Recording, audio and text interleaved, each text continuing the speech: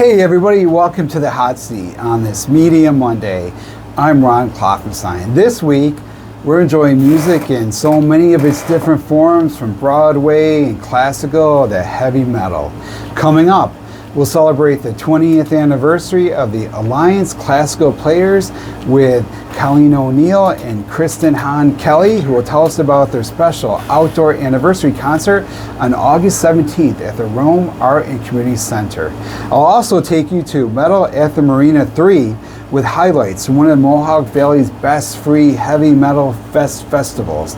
But first, if you ever wondered what it was like to bring the hilarious, irreverent, and surprisingly heartfelt musical Avenue Q to life, you're about to find out. Joining me are Bosley, Neff and Zach Swistack from the Pioneer Theater Alliance at Utica University to preview their upcoming production of Avenue Q. So welcome to the show, Claire, Carl, and Zach. And who else do we have here today? Well, I'm Claire, and with me is, hi, I'm Kate Monster. I'm Carl, and with me, hi, I'm Rod. First time on the radio, but long-time listener. I like that. And I'm Zach, but with me I have Princeton. I'm Princeton. So tell me, like, you guys are going to be on stage acting in these roles, but you're also like puppeteering. So really what you want is the audience to look at the puppets more than you. Yeah. But you also, in some ways, you do have to give out some expression with your face that a puppet cannot give out. And you're on there sharing the stage and sharing, in a way, the spotlight, although you'll be wearing black to kind of de-emphasize yourself. With the puppet, how do you manage that? Claire, you've had a lot of theater roles and stuff. Is this your first time doing it like this? Yes. This is my first time puppeteering anything. But like I said, it's a lot of, you're almost having to do less in some areas because in what areas? Facially, because I want you to see what's on my face and kind of put it onto the puppet, because my expressions can't show up on her face because she's a puppet. But my voice as well is a huge player in that. Another one that I actually can kind of compare it to is when you do Shakespeare and no one can understand what you're saying in Shakespeare, so you have to act a lot with your voice and like your inflections. It's kind of similar that you have to inflect a lot of sarcasm or other things that where you might add like an eye roll or a side eye or something. You have to do that vocally because the puppet's eyes don't move. So you have to do that with your voice. So it is kind of like Shakespeare in a way, because your voice would have to. Would you say that your voice probably has to do more work than normal, because you don't have, because the person they're looking at, the puppet they're looking at, cannot make really a facial expression too much. Except, what kind of facial expressions do you make with your puppets? Because there's not too much. Let me ask you, Carl. These are kind of like, for the people who are hearing this on the radio, they're kind of like the puppets on the Muppet Show. Yeah, 100%. So they don't really have their eyes don't move much. So you have to move them physically as much as you can. Their body and stuff. How do you act through your puppet, Carl? Well, the biggest thing is making sure your eyes, and I'm not going to do it now because I have to look one way and look the other, but you want to make sure your eyes are going the same way. But if you're excited, you can still show that you're excited, like, yay, I'm so happy. And it comes across in your voice, too, and you can move it up and down. But like you said, I'll go back to Carl's voice. Like you said, compared to Muppets, where you're hidden, we're not. We're on stage the whole time. So it adds the element, but also kind of what you're getting at, too. You don't want to upstage your puppet, because you want people to be looking at the puppet and not you. So I can't be making too many kooky faces as Carl when, everyone's here to see Rod. It must be a hard balancing act. Now, let me ask you, Zach. How do you determine what sort of body movements, what walk would your character have? How would your character express himself with his hands, and then how do you translate that to a puppet? Because you probably have to think about that. If you're acting, you got an acting role, you probably, if you're going to walk across stage, and do stuff, you probably have to think about, how would my character walk? How would my character pour a drink? How would my character eat? Stuff like that. Let's ask you first. First, who is your character, Zach? So I'm Princeton. And what is Princeton like? Well, he just graduated college, and now he's just I'm trying to figure out what I want to do with my life. Mm-hmm. So so how would Princeton move, and how do you translate that into your performance? I think I try to make Princeton move in he's kind of not confident about anything that he's really doing. Mm-hmm. So it seems like he's almost unsure with every step that he's taking. Yeah.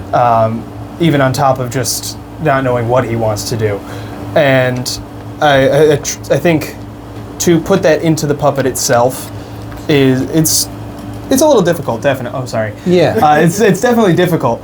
I think just overall looking a bit confused, having the puppet look confused at almost all times.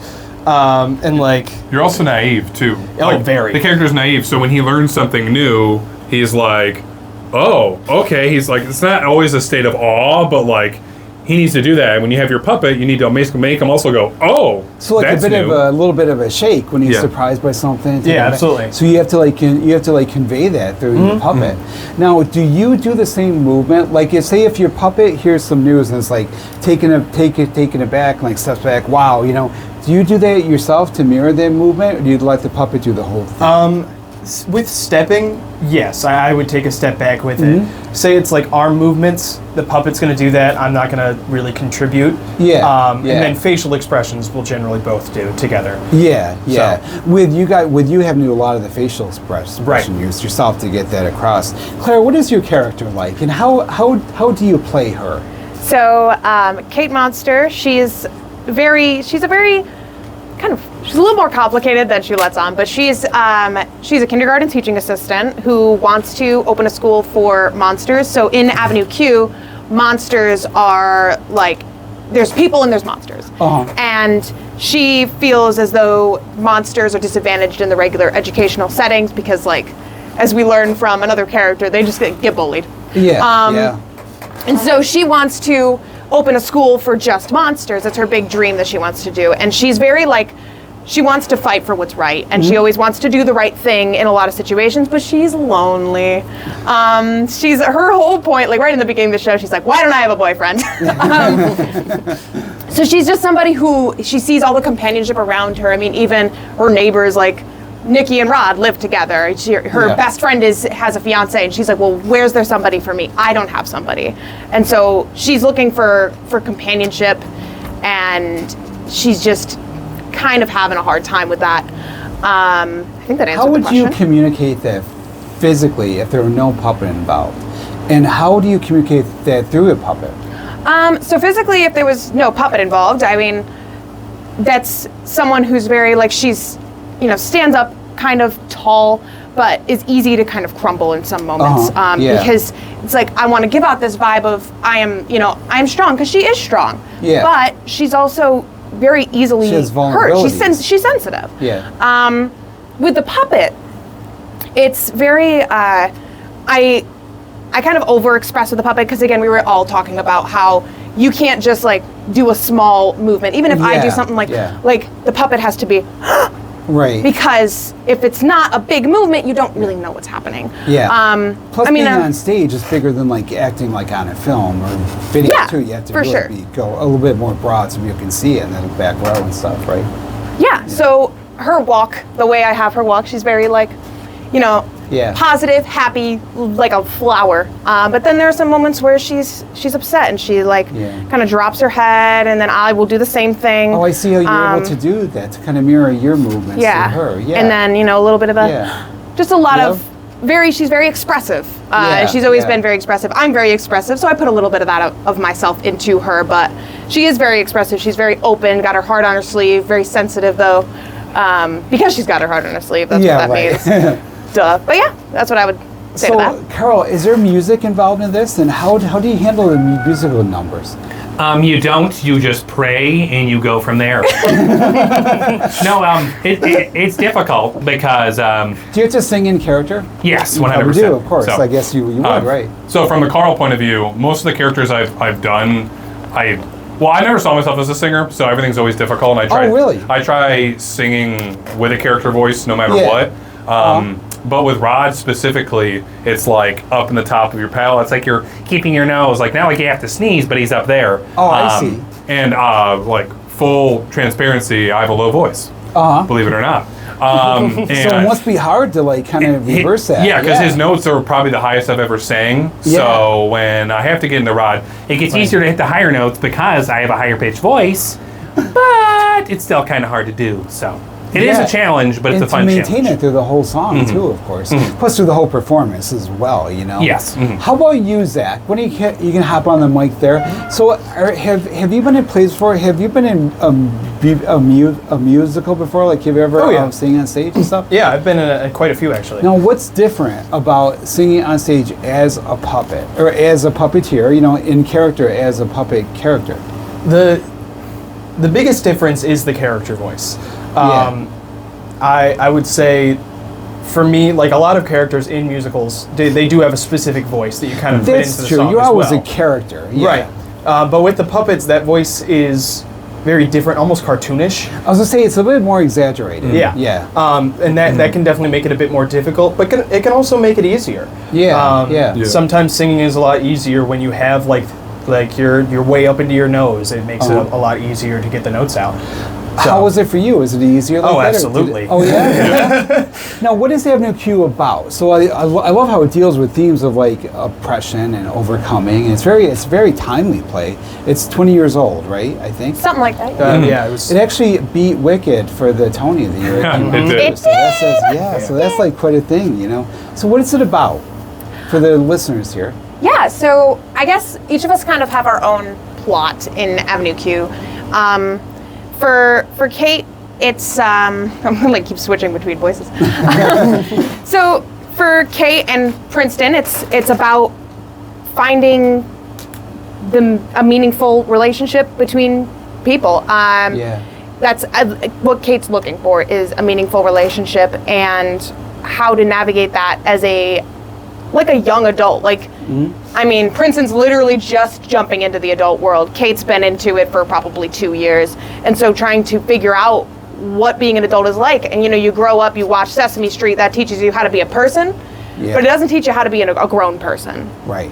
And so Avenue More Q nuanced is stuff. Avenue Q is our solution to learning how to be an adult and learning that you have to pay rent and stuff. And like, sometimes people are gonna do things that you don't like. And sometimes you're gonna lose friends, and sometimes you're going to say the wrong thing to somebody, and there are ways to solve those things. I would It's say. kind of like Sesame Street for young adults. It is. Oh, yeah. In some ways. Yeah. It's just like that, actually. Yeah. What would you say, Carl? What is your character arc? Well, like Kate Monster said / Claire, everyone has their own plot, and for Rod, I have a big secret. And I can't say any more than that, but I have a big secret. So, but that's what's cool, because every character is on their own little journey.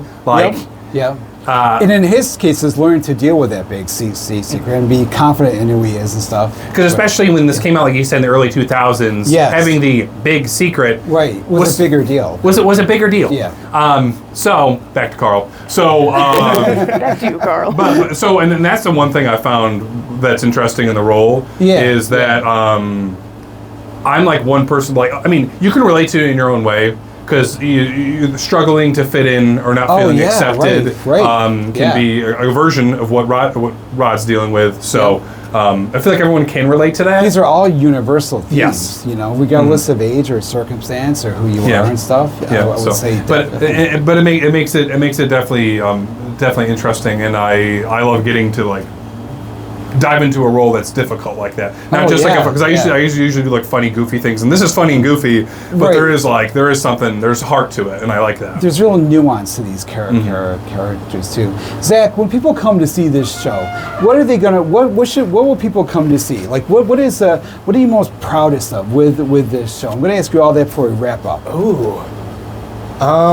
What am I proudest of with this show? You got the musical numbers. You got the themes you explore, you got the characters, you got plus the hard work of like your cast getting used to like puppets and absolutely. You know. I would say, for me personally, I'm proudest of the musical numbers. I think a lot of them, they're just beautiful songs, as funny as they are, and I think it's just that perfect mix of both worlds that the audience is going to love. So musical numbers, gotta look for those. Carl, I'm going to come back to you last. Claire, so what are you most proud of? What's been the hardest thing for you to take on this role or to take on this part? Well, the hardest thing for me was getting used to playing a character like this. I normally play a lot more lower voice You were Queen parts. Elizabeth last time. I was, Yeah, and you mean I talked like this in She that was show. much different, you know. We're and going to so- fight that armada. Exactly, and now I'm like, hi guys. So, She had that sword out there. Right? exactly. It's like, And now I'm taking on a part that is so much different than a lot of the other parts that I played. And vocally is a lot different. I'm an alto. And there are okay. definitely some parts in this that I'm like, whoa, this is sitting in a really weird spot in my voice, especially when I'm talking like this. So that's probably my biggest challenge with it. The thing that I want audiences to see is, honestly, this show is just, it's a nice break from all the stuff going on in the real world. And you go in, and the final song is a song called For Now. And it's about how everything's just for now. Like, you know, things are going to change and things are going to get better. And after watching the whole show just about struggles and there's a lot, obviously there's a ton of fun parts, but there's so much like struggles of what becoming an adult is like. It's only for now. And to come away from that just feeling like you watched something that made you laugh and you got to laugh for an hour and you got to just relax, and then it leaves you with that message of like, you know, stuff's gonna get hard and it's only for now. And I really resonate with that, and it really always leaves me feeling good when we finish doing that It's song. going to be okay. Yeah. So, Carl, before we go, tell me one thing about the play, and when can people come and see this? So, one thing about the play that I would say that means a lot to me is, I hate sounding, my biggest thing is that I'm working with a whole group of people that I'm not used to doing it. Usually I work in Rome with people, so it's cool to be with Claire for the first time. I usually always do shows with Zach. But like Justin Jones, the director, our one of my director, favorites out there, you know, your fiance. Yeah, I'm a man and a puppet of my word. So I've always wanted to do a show with Justin, and this is like top 3 favorite shows. So to get to do this with him and with Claire and with a great cast means a lot. So well, that's awesome. Yeah, you can come see us next week. Yes. I believe 13th through the 16th. 13th through the 16th. Yep. Utica University, Strebel Auditorium, and of course you guys are on Facebook. That's how I always keep up with you. Oh, yes, best way. Stuff. So we'll get the information out there. Avenue Q, directed by Justin Jones, runs August 13th through the 16th at Strebel Auditorium at Utica University with evening performances Thursday through Saturday and a Sunday afternoon matinee. For tickets and more information, visit the Utica U website or Eventbrite. We wish the cast and crew the very best with their production. Coming up next, we'll head to Metal at the Marina for my report on one of the Mohawk Valley's biggest free heavy metal music festivals. Then, later in the show, we're going to celebrate the 20th anniversary of the Alliance Classical Players and learn about their special outdoor anniversary concert.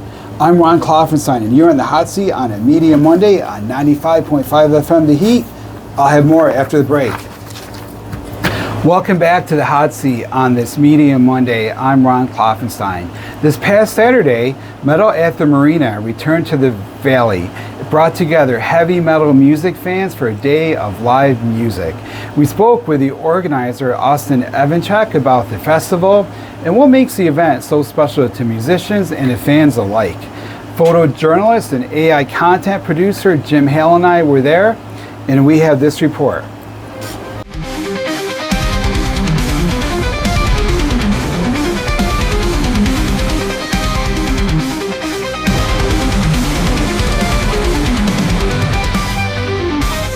I'm Ron Klopfanstein in Frankfort, where music fans have gathered together for the 3rd annual Metal at the Marina. I spoke with the organizer, Austin Evancheck, about what makes it such a unique event. We try to break the narrative and invite everybody of all ages, shapes, and sizes to come down to enjoy it and check it out. So what is heavy metal to you? Like, how would you describe it? Heavy metal to me would be fast-paced music, aggressive, something that kind of makes you want to get up and go. I asked concert goers, Trent, Joel, and Corey, what they liked about heavy metal music. You need to have like a flow. There's got to be a flow that everyone can feel, especially in the pits, especially just around. It's got to be something that everyone can enjoy. It's not just the one set of people. What do you enjoy about it? This is a feeling you kind of get, if that makes sense. There's something about it that you just... The vocal technique is definitely there. I admire the people that can go up there and sing like that. I mean, especially with how they can change up their voice. It's very impressive. And when it's like loud like that, it's the feeling of the rush that you get. It's awesome. Oh yeah, I get to say this I say this all the time. If I can feel it in my balls, they're doing something right. I'm with Megan, and Megan is one of the vendors here today. This is the first time as a vendor, but also she's a heavy metal music fan. So Megan, what's about heavy metal that you like? I really like, I don't know, it sounds like a calming to me for some reason. I don't know, it's like the chaos. As you can see, like my stuff is called Chaos Reigns, eclectic. I don't know, I just love the drums. I do love the passion of the screaming and the guitar and how it melts in together. I've always loved metal since I was 13 years old. What I like about it so much is you really feel it. You know? Yes, I do. I know, people say when there's a lot of people talking, it does kind of, overwhelm me, but for some reason, metal and hardcore, I just love it. It actually feels calming in some ways, does, Yep. So who are you here with today? Here with my daughters. They're helping me out. Yep, family affair. So what are you guys doing here today? Are you enjoying the music? I came here to help my mom and sell my stuff too, and sell her stuff and help her make some money for her breaks. Well, I think that's great because it's a little business experience too. Now, how about you? What kind of music do you enjoy? I just like it because it's cool and it's calming. I like that. Yeah. I like that. Blogger Richard Weems is a lifelong fan of heavy metal. I asked him what drew him to the genre. Just kind of like any loud music. It's just music that puts out a certain amount of power. It's kind of railing against things that people want to rail about. The message behind it. Yeah, exactly. And what I really love is, it's something that kind of channels anger without really inciting anger. Oh, that's a really good point. Like It kind of lets people release stuff. Exactly, exactly.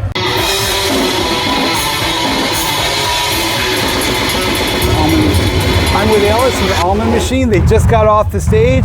So Alex, what is heavy metal to you? Heavy metal is a community. It's great, it's fun, it's family. I mean, my wife's here, you got kids here, and I don't know, it's just, it's a different feeling. Music, the tones, and I remember being a kid and seeing my first big show was Morbid Angel at Penny Arcade. I was like 16, 17. Just seeing all that gear on stage. Like? Oh man, it was amazing. My dad had to get me in there and everything. But seeing all the gear, seeing them come out and all that, body armor and shit, it was super awesome. So it's I don't know, it's a vibe, it's a feeling, it's a good feeling. I love heavy metal, man. It's so when you saw that, is that when you knew you wanted to give it a shot yourself? It, man. That was it. So my brother played in a band called 8. Tell me about the songs you played today. What are they like? So a lot of the songs Colin Bussey, our guitar player, created. Mm-hmm. He wrote a lot of the lyrics. A lot of the concepts are behind a lot of like cult leaders and tax evasion and just all the weird things all the money that's going on. So that's our whole shtick behind everything with the business money. Suits and stuff. Yeah. So Colin writes a lot of the lyrics. He does a lot of research on all these guys and writes all this awesome stuff. And like I was telling you earlier, he recruited a lot of guys before this became a live project. And got all these awesome singers to do projects, and Steve from Inertia and stuff like that. And so you all kind of came together to make this happen. Yeah. We're all friends. We're all in separate bands, so we all came together to play together in the Almond Machine and everything. You have a unique look. What's behind that? Yeah. So the whole thing is we're just trying to play into like, oh, how do you perform these white collar crimes? You see guys like burning off, they're doing, all these Ponzi schemes. You know what? That's gonna be kind of fun to just like riff on, Right. So that's the whole shit. Is we're like the financial bros that are saying like, yo, donate to us. Like we're gonna, we got a GoFundMe. We do have a GoFundMe. We want to donate. We're trying to buy a yacht.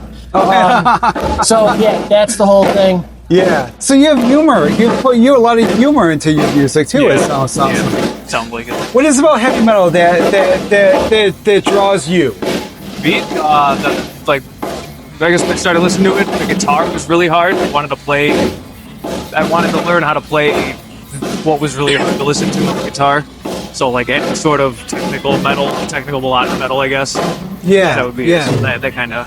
The other thing that usually works really well with metal too is if you've got harmonizing parts, you've usually got two guitars. So like it's a way, your buddy plays guitar. Yo, you want to hang out? Yeah. I'm not doing anything Friday night. Let's play. So metal can really have this social aspect where it's like, yo, dude, you're a part for that song. Sweet, let's meet up. Let's hang out. Let's play. Metal at the Marina is about more than just music. It's about art, expression, and community. At the Frankfort Marina, I'm Ron Klopfanstein for 95.5 FM, The Heat. We'll have that story online tonight at 9 p.m. on my YouTube channel, TikTok, Instagram, and Facebook accounts. This entire episode will be online Wednesday at 9 p.m. at uticaphoenix.net/Media Monday. Our next guests are helping celebrate 20 years of bringing beautiful chamber music to the Mohawk Valley.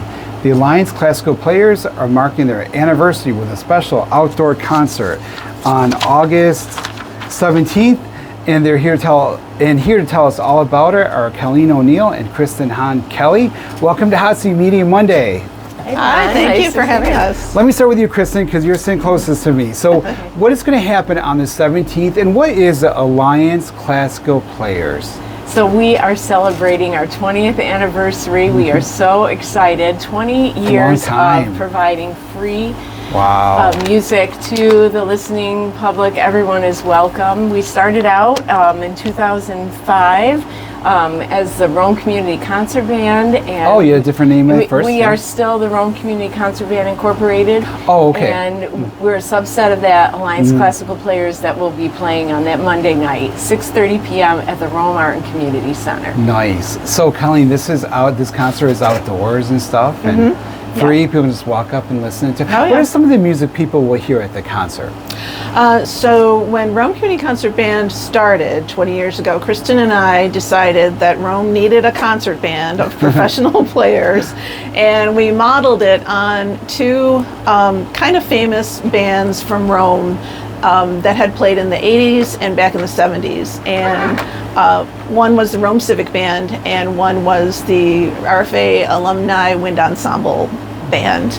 And they gave outdoor concerts in the downtown area for many, many years. So we started out doing that with the Rome Community Concert Band.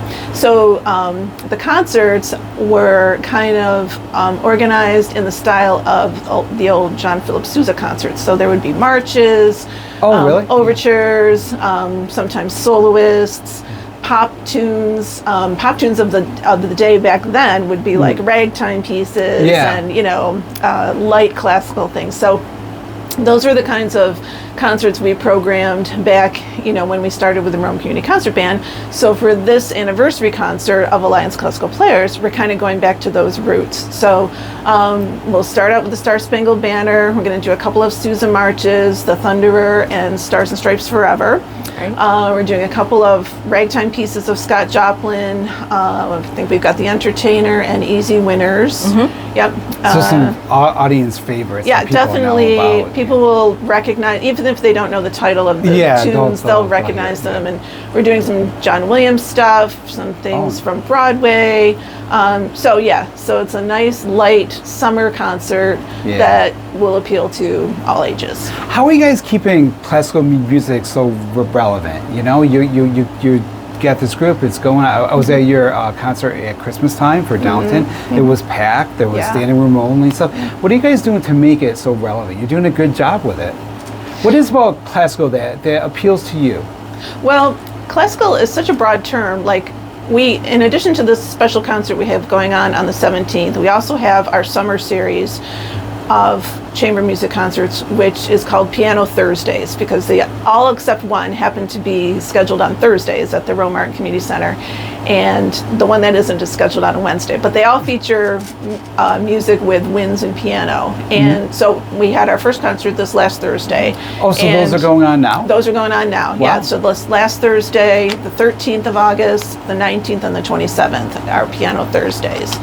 And I think what is appealing to our audiences there is that, chamber music was meant to be played in a small, intimate space. Mhm. And the Arts Center is very historically accurate to the whole advent of chamber music. Yeah, it kind of felt like you were at like a house party back in Downton Abbey times, exactly, It was exactly. so perfect, yeah. So it's a beautiful space and people love to come to it. We make our concerts free, by the generosity of our sponsors and the grants that's we receive. Really amazing. Yeah. And we also like to hang out with our audiences afterwards. We usually have a little reception and people hang out and drink and have snacks and stuff. So it's like the nice mingling with the musicians and the audience that really makes a difference.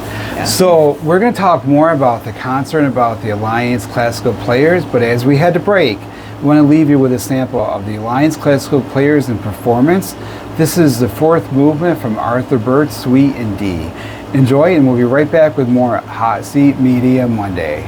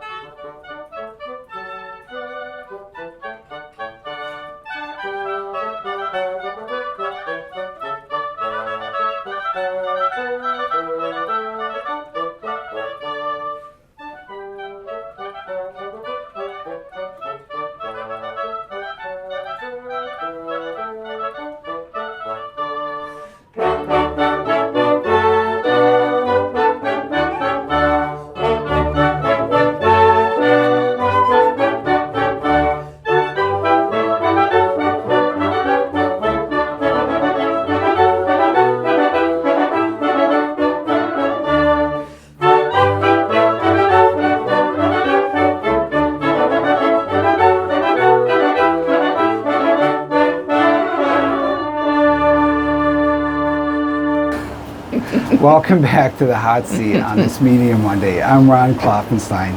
So that we're listening to right now, there was the Alliance Classical Players, they're our guests today. There was the fourth movement from Arthur Bird's Suite in D, an American composer. And our guests here are helping celebrate 20 years of bringing beautiful chamber music to the Mohawk Valley. The Alliance Classical Players are marking their anniversary with a special outdoor concert on August 17th at the Rome Art and Community Center. And here to tell us about it are Colleen O'Neill and Kristin Kelly-Hahn. Right, back to the Hot Seat. That was really great, that performance there. Oh, thank you. Thank you. What is there any particular challenges of performing classical music as opposed to more contemporary music? Or do you feel like because you're both clarinet players, do you feel like your instruments aren't as represented in modern music as they are in classical? Probably not. Yeah, they're probably not like when you think of pop music and things like that. Although in jazz, clarinet is very prominent. Oh, that's true. Yes, of course. Right. And even up through modern times, through current times. But yeah, you're right. In like pop and rock music, you think of like saxophones and trumpets typically when you're thinking of wind instruments or trombones and things like that. But clarinet, not as much. What do you feel like you can express through your clarinets? Why did you choose that as your instrument? Because I assume you probably tried other stuff too, and perhaps you even play other things at times. But why is that your thing? Well, I'm so glad that I play it. I hope you agree. There's moments where I think it's a difficult instrument. Yeah. Because what's difficult? Well, it has reeds on it, so they're pieces of wood that have to be shaped to play well. So that's always a challenge because the reeds are inconsistent. Because we're always working on them, so it's almost like a disease. Because the reeds are natural, so they're a naturally grown thing, right? Right. So that must make it really interesting because you're actually working with wood and wind and reeds, and that must be such a good. It must be good feeling in a way too. That it's it's actually like a living thing, the instrument itself, you could say. It really is, and it changes day to day, so I think that's a real challenge. So it feels like that when you're doing it too, Right. day to day. Yeah. It does. And you probably change day to day too. Like, playing an instrument, like what do you do like if it's a concert and you're not feeling well, or if you're stuffy, or like how does that affect your performance? That happens. Yeah, that It must. Yeah, you just try to really get yourself together as much as you possibly can, And try Get to rest. think of the music and what you're trying to create, and just move beyond that. You just move beyond the feeling of the moment. Yeah, usually you have to just concentrate on the music so much that you forget about the other stuff that's bothering you. When you look at a piece of sheet music, do you hear it? Like I could never really play music. I played trumpet for a while, but I never really understood how to read the music. But like when I read a text, I can kind of like visualize and kind of feel and stuff. Do you feel like that when you read music, like see the notes on the bar? Like can you hear it in your head? Most of the time. I mean, people who have what's called perfect pitch can really do that really well. Most musicians have pretty good absolute pitch, I guess you'd call it. Relative pitch, yes. Okay. And so, we can kind of hear in our head what it's going to sound like, generally speaking. What do you hear when you actually hear the music played? It always interests me, we're talking about this a bit before break, about what it is about certain art forms, certain texts, that make them timeless, that makes it so that hundreds of years after they were composed, people still perform them, people are still moved by them, people still connect with them. What do you hear? What do both of you hear when you hear classical music? What do you get out of it that makes you think, this is the genre I want to perform in? Well, classical music is just what you said. It's timeless. It's lasted forever. And it's just, Why is it timeless do you think? The writing, the structure, what is it? I find it personally so interesting.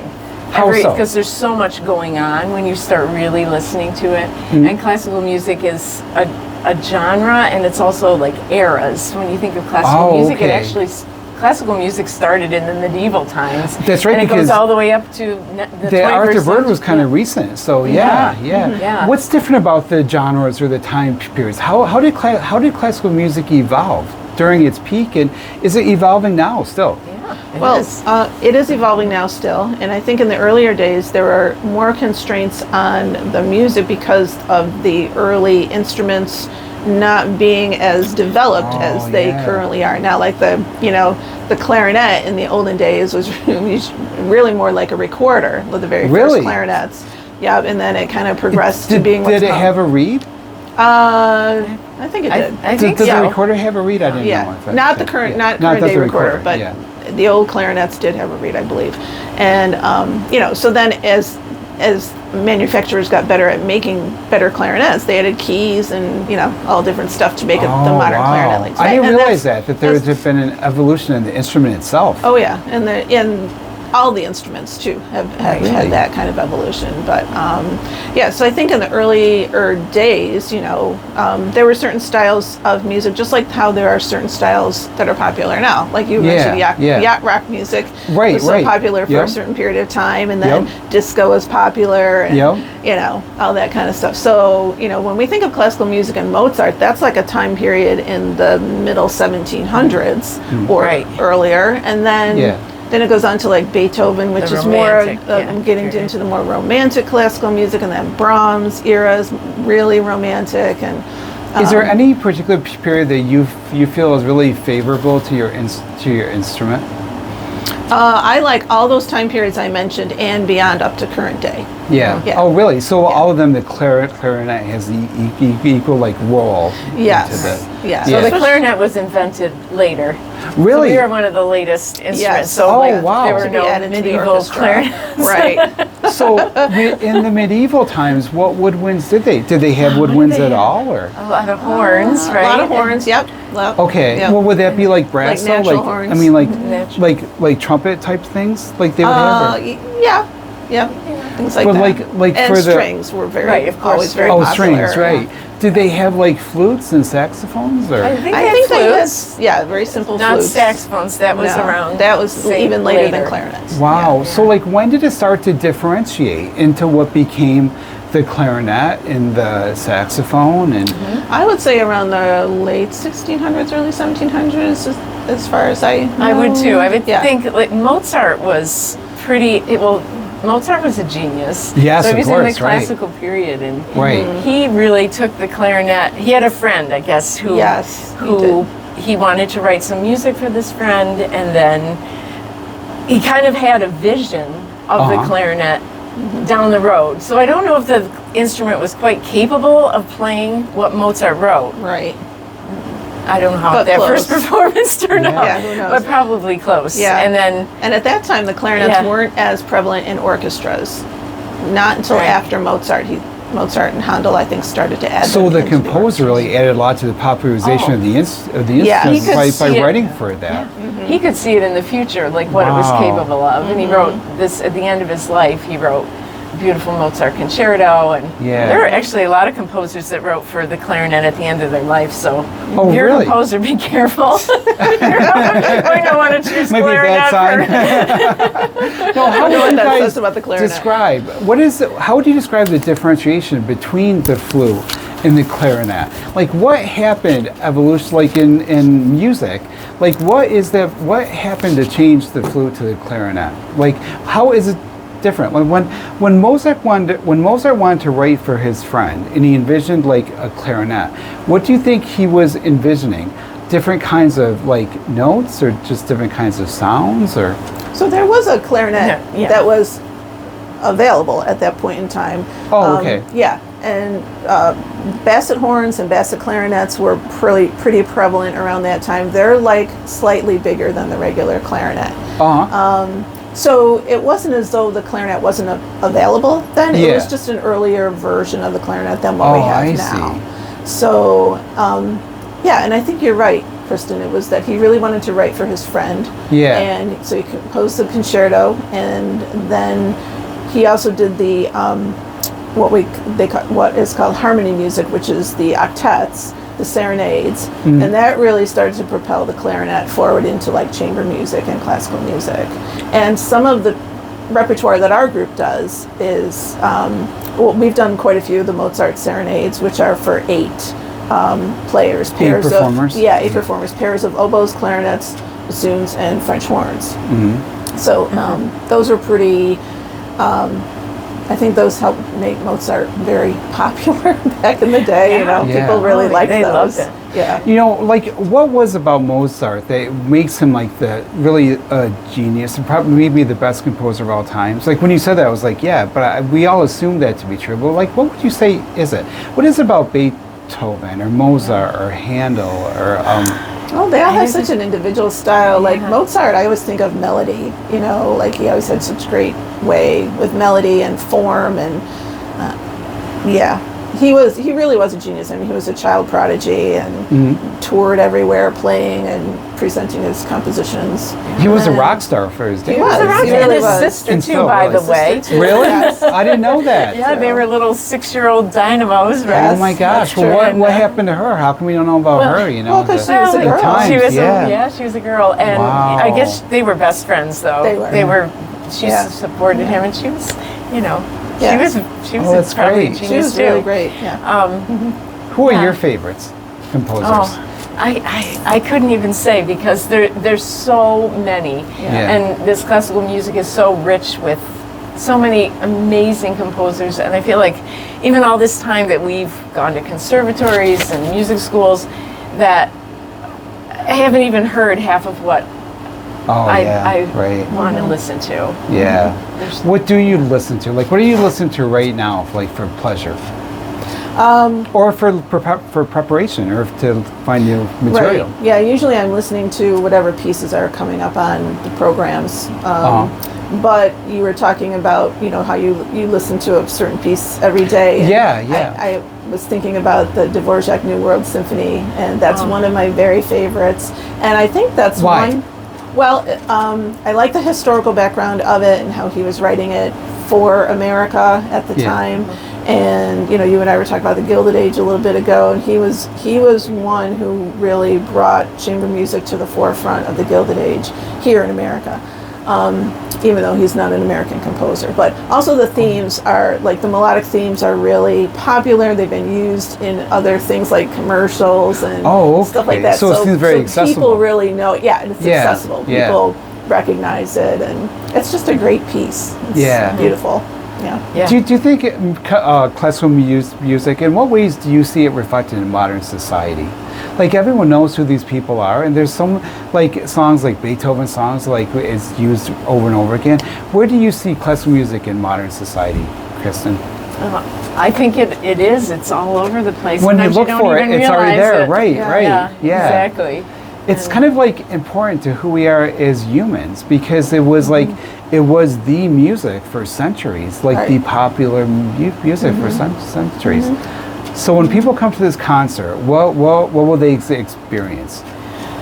So we'll be playing out, weather permitting, of course. We'll be playing out on the back lawn of the Rome Martin Community Center. People should bring their own seating when we're outside.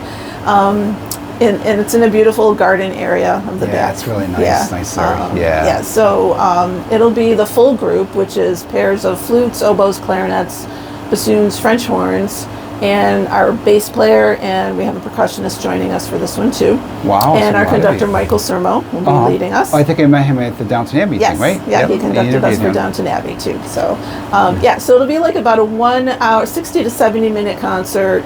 We'll have an announcer announcing the pieces, so there won't be a written program. But and then we'll go into the house and have a little reception afterwards. Free reception. So everything's free. Yeah. If it does rain, we'll be playing indoors, so the concert will still go on. But we hope to be outside, and continue our 20-year tradition of the band. So it should be really fun.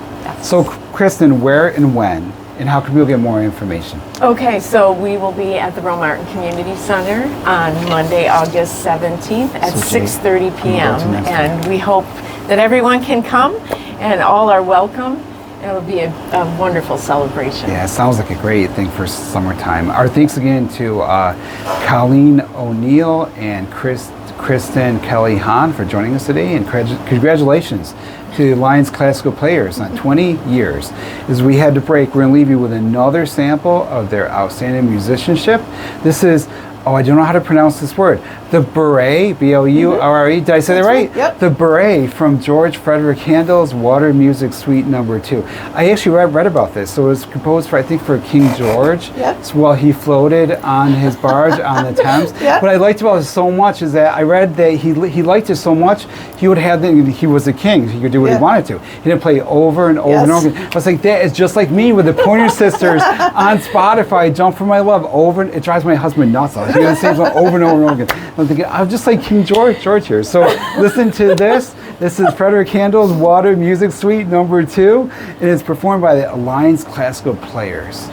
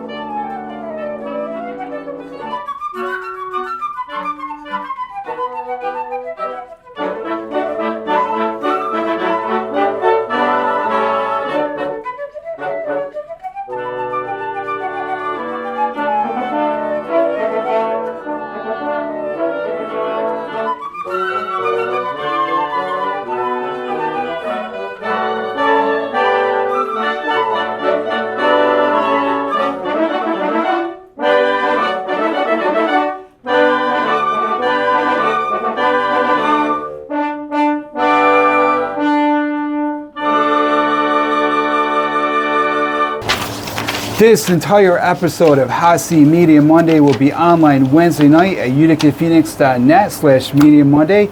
That was the Alliance Classical Players. They've been our guest here today, and they're going to have a concert. When is your concert going to be? We have a few minutes left. You can tell me one more time. When is your concert again? When and where? It is Monday, August 17th at 6:30 p.m. at the Rome Martin Community Center, 308 West Bloomfield Street in Rome. Free admission, It's open free, to the too. public. Yes, Yeah. we hope to see a lot of people there. It will be a lot of fun. People can just go and you know, it's a great thing. Like if you aren't familiar with this kind of music too, it's a great way to sample it a bit. Just go there, walk up. You know, I like these outdoor things where people can walk around these festival type things like that. You know, it's a great way to just like with the Metal Mania thing, you know, or Metal at the Marina thing. It's a great way to be exposed to new stuff. So that is coming up. And this whole episode of Hot Seat Media Monday will be online Wednesday night at uticaphoenix.net/Media Monday. Our audio engineer is Jonathan Brooks. He's DJ Jay Easy, and he's up next with the Easy Ride Home. Jim Hale records the show for YouTube and podcast, and he's our photojournalist and AI content producer. Nabil Khan is our entertainment correspondent, and Lily Christopher is a correspondent as well. I'm Ron Klopfanstein, and I'll be back next week with another Hot Seat Media Monday. Wow, very cool. We got New experience for me. This is Ron Klopfanstein. Meet me in the Hot Seat every Monday at 5 p.m. for Hot Seat Media Mondays on 95.5 FM, The Heat.